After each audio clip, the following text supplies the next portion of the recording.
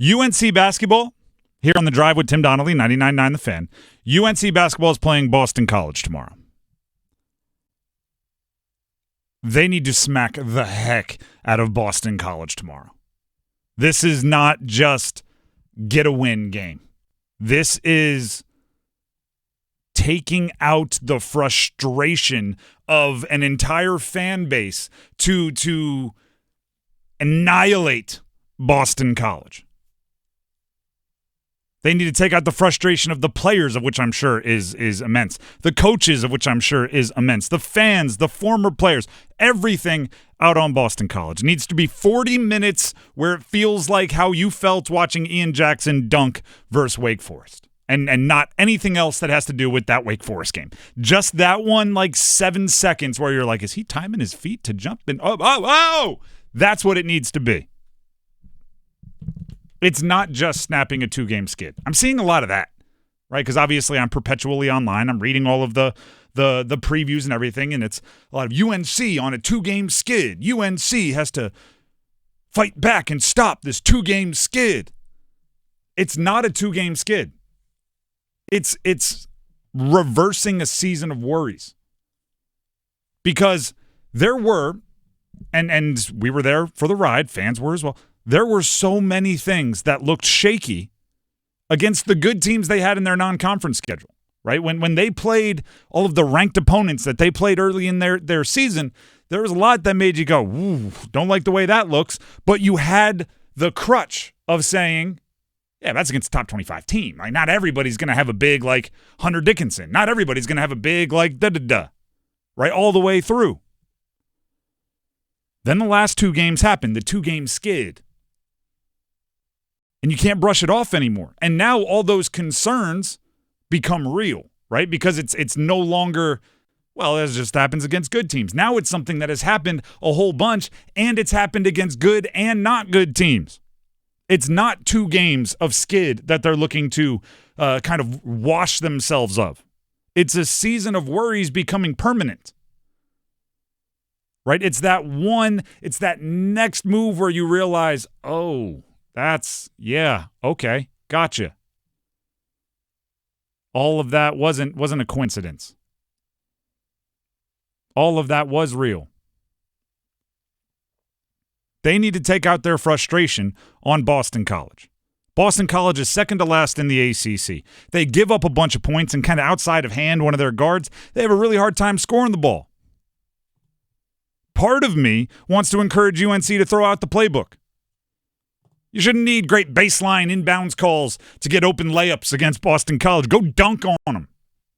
Drake Powell, I don't think there's anybody that can jump with you. Let's see. Ian Jackson, nobody can jump with you if you're jumping like you did in the dunk against Wake Forest. I can't emphasize this enough, especially for a program like North Carolina, where just playing there turns you into at least a B-level celebrity in the sports world, right? It's kind of like the Dallas Cowboys or the Yankees or something like that, where it's like, hey, if you want to be a broadcaster, it's better to be a role player with the Cowboys than it is to be like a legend with the Seahawks, because you'll end up just being more famous. Losing the former players is a big issue for a program like UNC. A lot of guys have podcasts. A lot of guys are guests on podcasts, and they are popular just by putting in the title, like former UNC Tar Heel, fill in the blank, talks about college basketball. Will get like 1 billion views.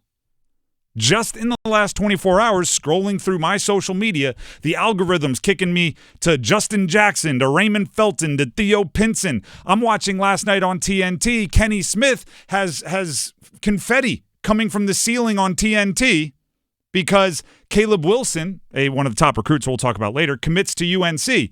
But here's the thing, right? There's Kenny Smith not screaming like, oh, here we go, national championship. Not screaming, here we go again. You know what he's screaming? We're back. You know what you have to do in order to be back? You have to leave. Theo Pinson talking about it's a leadership thing. Former players aren't happy. That's really tough for a program. That is an issue for a program, especially when they start becoming vocal. You want to lose the fan base, lose the former players. Because the former players, even if when they played, they turned the ball over, they fouled, they missed shots. But the further away they get from their career, the fans forget all that. They just remember, didn't he play in a Final Four? Those were the good old days. And the good stays and the bad fades. UNC needs to do something to get them back on their side. And this is a relatively new problem, but I've seen it happen. I've covered programs. When Justin Fuente was the head coach of Virginia Tech, I was covering Virginia Tech for the flagship radio station, and we would almost stumble into it. We'd have a former player. I forget his last name. It was Ike. He was a secondary player, played in the NFL, we would have them on the show, and not even trying to ask gotcha questions. They would just start talking about how the former players aren't happy and they're not happy with the access to the program and they're not celebrated and not included and all of this. And I went, ooh, that's no good. And I'm not saying that's the case with UNC, but I'm saying once athletes former that they care about, that the fan base cares about, starts talking negatively about the program, fans will pounce. Bad news, complaints travel much faster than compliments, at least across social media. So UNC needs a highlight reel. Boston College is as good of a backdrop for a highlight reel as you'll find in the ACC this year, maybe outside of Miami, because Miami is perhaps historically bad. But that's as good of an opportunity as you're going to get if you're UNC. You don't want to be SportsCenter not top 10. You want to be SportsCenter top 10. And that there's pride in a program. Fans, former players, coaches, there's pride in your program putting out highlights. And there's embarrassment when your program's not playing well. I'll talk about it. When Delaware's not very good, it stinks for me. And I'm not anywhere near the players I mentioned as former players at UNC, but still, it stinks. And when they're playing well, like they did this past year, a couple of consecutive 9-win seasons moving up to the FBS, I get to brag. I didn't have anything to do with it, but it's good for the program, I promise you. And it's also, when you look at the trickle-down effect of it, if former players are talking negatively about their program, which they don't want to do, but if they're doing it, well, if you don't like the state of the program, why would I give money? Yep. Why would I support? Why would I come to a game? Why would I watch? Yep. All of that is yes. So don't just beat Boston College, beat the brakes off Boston College and give everybody something to talk about.